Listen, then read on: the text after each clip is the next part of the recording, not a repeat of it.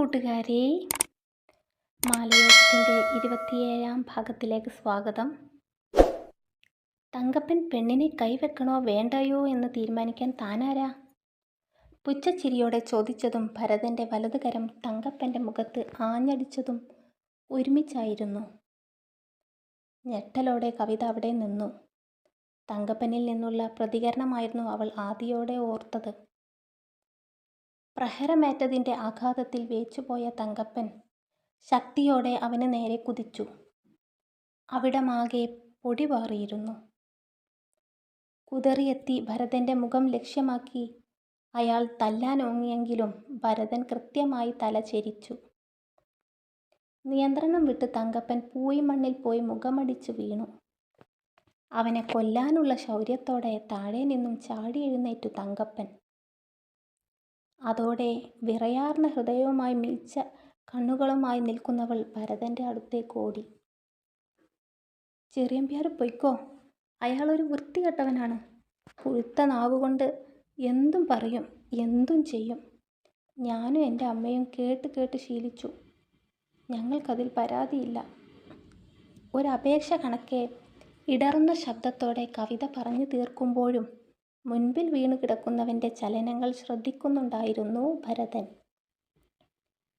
എനിക്ക് വേണ്ടി ചെറിയമ്പ്യാർ ഈ വഴിയിൽ കിടന്ന് ബഹളം ഉണ്ടാക്കരുത്. അറിയാതെ അവൾ അവൻ്റെ ആ കൈത്തണ്ടയിൽ പിടുത്തമിട്ടിരുന്നു. അവളുടെ വാക്കുകൾ കേൾക്കുമ്പോഴും ഒരു നോക്കുപോലും അവളിൽ പതിക്കാതെ അവൻ തങ്കപ്പനെ ദഹിപ്പിച്ചു നോക്കിക്കൊണ്ടിരുന്നു. എങ്കിലും ഭരതൻ അവൾ പറയുന്നത് ശ്രദ്ധിച്ചു കേട്ടിരുന്നു. അവളുടെ കരസ്പർശം അറിഞ്ഞതും അവൻ പതിയെ അവളെ തിരിഞ്ഞു നോക്കി. ആ നോട്ടത്തിൻ്റെ പിന്നിലെ ഹേതു താൻ ആ കരങ്ങളിൽ തൊട്ടതാണെന്ന് അറിഞ്ഞപ്പോഴാണ് അവൾ ചെയ്ത പ്രവൃത്തി തന്നെ അവളും അറിയുന്നത്. ഉടനെ തന്നെ കൈ പിൻവലിച്ചതും തങ്കപ്പൻ അവൻ്റെ നെഞ്ചിൽ ആഞ്ഞു ചവിട്ടി. ചവിട്ടിയ തങ്കപ്പൻ മുതുകും കുത്തി വീണു എന്നല്ലാതെ ചവിട്ടേറ്റവൻ ഒരനക്കവും പറ്റാതെ ഇരുമ്പ് പ്രതിമ പോലെ അങ്ങനെ നിന്നു. മുഷ്ടി ചുരുട്ടി കൈകളിലെയും നെഞ്ചിലെയും പേശികൾ പെരുപ്പിച്ചു നിൽക്കുന്നവൻ്റെ മിഴികളിൽ സിംഹത്തിൻ്റെ മിഴികൾ പോൽ തിളങ്ങുന്നുണ്ടെന്ന് അവൾക്ക് തോന്നി. അവൻ്റെ ആ നിൽപ്പ് കണ്ടു ഭയന്നുപോയ കവിത പിറകിലേക്ക് നോക്കുമ്പോൾ തങ്കപ്പൻ്റെ പൊടി പോലും കാണുന്നുണ്ടായിരുന്നില്ല. ഉണ്ണിമായയും നിമിഷയും അപ്പുവും ഒരുമിച്ചായിരുന്നു വീട്ടിൽ നിന്നിറങ്ങിയത്. ഇന്നാണ് അപ്പു പുതിയ സ്കൂളിൽ പോയി തുടങ്ങുന്ന ദിവസം. അപ്പുവിനെ സ്കൂളിലാക്കി ഇരുവരും നടന്നു.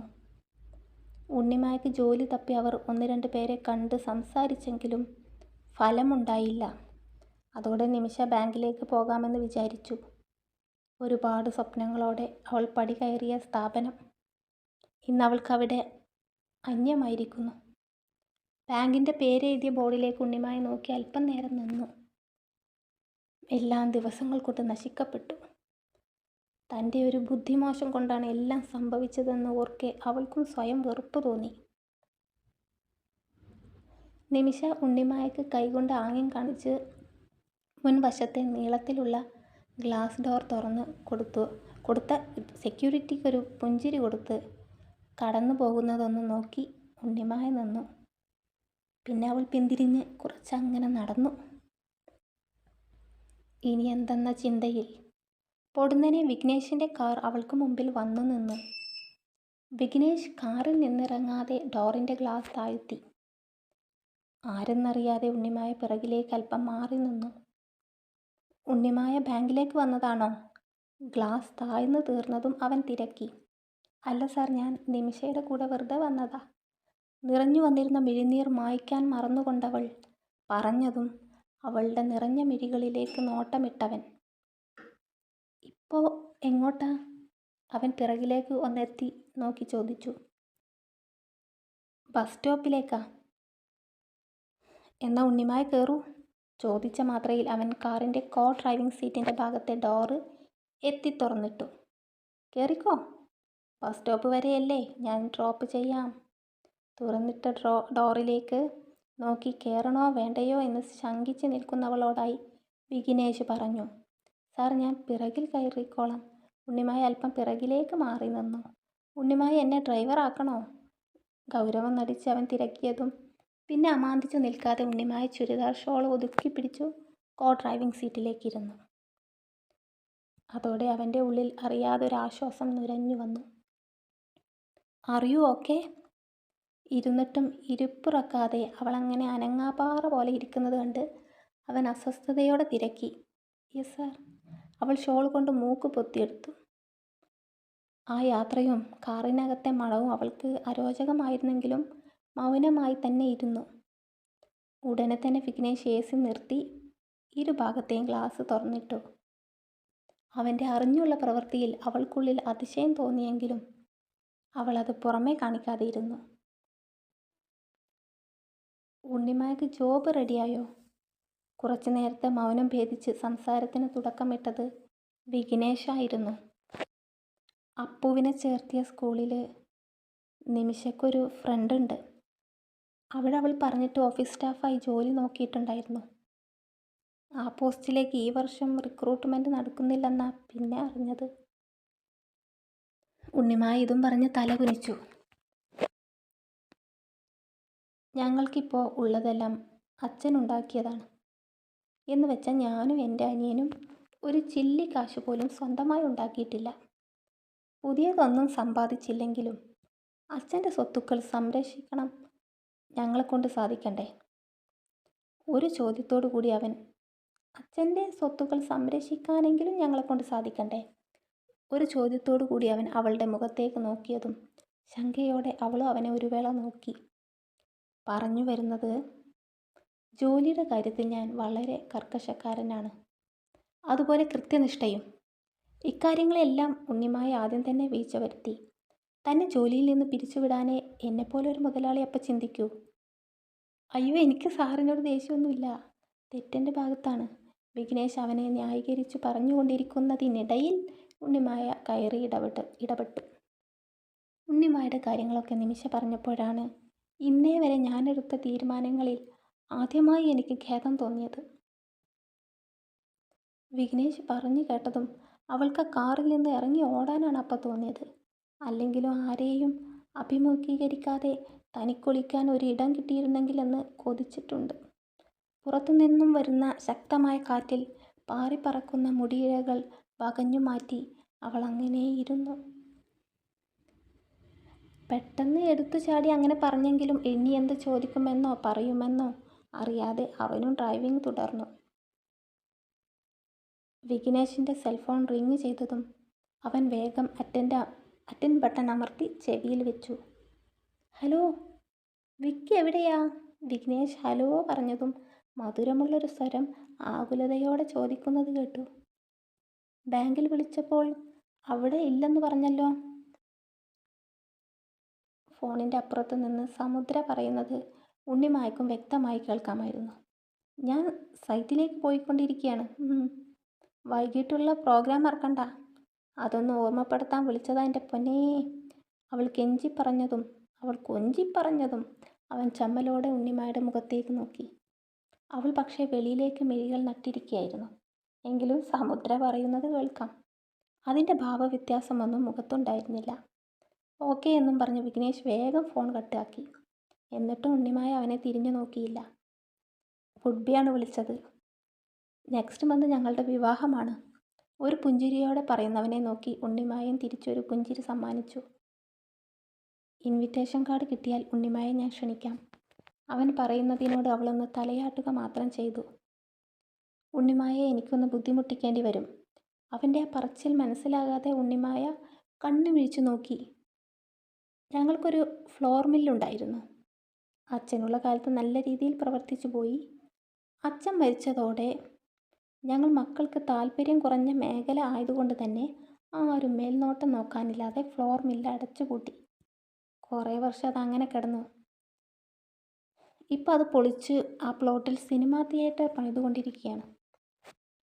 പോകുന്ന വഴിയിൽ ഞാൻ ജസ്റ്റ് അവിടെ ഒന്ന് കയറും. അത് കഴിഞ്ഞിട്ട് തന്നെ ബസ്സിൽ വിട്ടാൽ മതിയോ? സ്റ്റിയറിംഗ് കൈവച്ച് അവൻ അവളെ നോക്കി. അയ്യോ സാറിന് ഞാനൊരു ബുദ്ധിമുട്ടായോ? സീറ്റിൽ ചാരിയിരുന്നവൾ അവിടെ നിന്നും നിവർന്നിരുന്നു. എന്നെ ഇവിടെ ഇറക്കി തന്നാൽ മതി, ഞാനൊരു ഓട്ടോ വിളിച്ച് പോയിക്കോളാം, അവൾ പറഞ്ഞു. അവനൊരു ഉയർന്ന മതിലിനോട് ചേർന്ന വലിയ കെട്ടിടത്തിൻ്റെ മുൻപിൽ കാറ് നിർത്തി. അത് വേണ്ട ഉണ്ണിമായ, ഇനി വെറുതെ ഓട്ടോ ഒന്നും വിളിക്കണ്ട. ഒരു 10 മിനിറ്റ്, ഞാനിപ്പോൾ എത്തും. വിഘ്നേഷ് ഡോർ തുറക്കും നേരം ഉണ്ണിമായെ തിരിഞ്ഞു നോക്കിക്കൊണ്ട് പറഞ്ഞു. ഫ്ലോർ മില്ല് പൊളിച്ചുണ്ടാക്കിയ സിനിമാ തിയേറ്റർ ഇതാകുമെന്ന് അവൾ ഊഹിച്ചു. ഷർട്ടിൻ്റെ പിറകിൽ ചുളിവ് വീണ ഭാഗം നേരെയാക്കി കൊണ്ടുപോകുന്നവനെ നോക്കി ഉണ്ണിമായ നേരെയിരുന്നു. കേട്ടപ്പോൾ ഇത്രയും വലിയ സിനിമാ തിയേറ്റർ ആകുമെന്ന് കരുതിയില്ല. അവൾ സീറ്റിൽ ചാരി ഇരിക്കുന്നതിനിടെ അവളെ കടന്നൊരു സ്ത്രീ അങ്ങോട്ട് നടന്നുപോയി. ജീൻസ് പാൻറ്റും ലൈറ്റ് റോസ് ടീഷർട്ടുമായിരുന്നു ആ സ്ത്രീയുടെ വസ്ത്രം. അവർ കാറിൻ്റെ മുൻവശത്തെത്തിയതും വിഘ്നേഷ് ബിൽഡിങ്ങിൽ നിന്ന് ഇറങ്ങി വന്നു. ഇരുവരും സംസാരിക്കുന്നതും ചിരിക്കുന്നതും മുൻ ഗ്ലാസ്സിലൂടെ ഉണ്ണിമായ നോക്കിക്കണ്ടു. ഉണ്ണിമായ്ക്ക് ബോറടിച്ചോ എന്നും ചോദിച്ച അവൻ സീറ്റിലേക്ക് ചാടിയിരുന്നു. അവൾ മുഖത്തൊരു പുഞ്ചിരി വരുത്തി ഇല്ലെന്ന് തലയാട്ടി. ഉണ്ണിമായ മുറിയിലെത്തിയതും പതിവ് പോലെ അവിടെയൊക്കെ വൃത്തിയാക്കി അടുക്കളയിൽ പോയി രാത്രി വരേക്കുള്ള ഭക്ഷണം തയ്യാറാക്കി വെച്ചു. ബാത്റൂമിൽ പോയി അലക്കി കഴിഞ്ഞതും കുളിച്ചു. മനസ്സിൽ അകാരണമായൊരു വേദന അവളെ അലട്ടിക്കൊണ്ടിരുന്നു.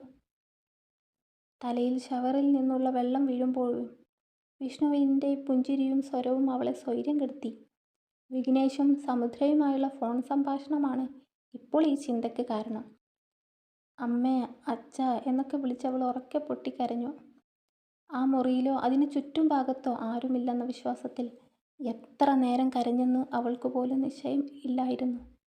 ജീവിതത്തിൽ തീർത്തും തനിച്ചായിരിക്കുന്നു. സ്വന്തമെന്ന് പറയാൻ അപ്പുവിന് ഞാനും എനിക്ക് അപ്പുവും മാത്രം. അവനെ പഠിപ്പിക്കണം, നല്ലൊരു ജോലിയിലെത്തിക്കണം.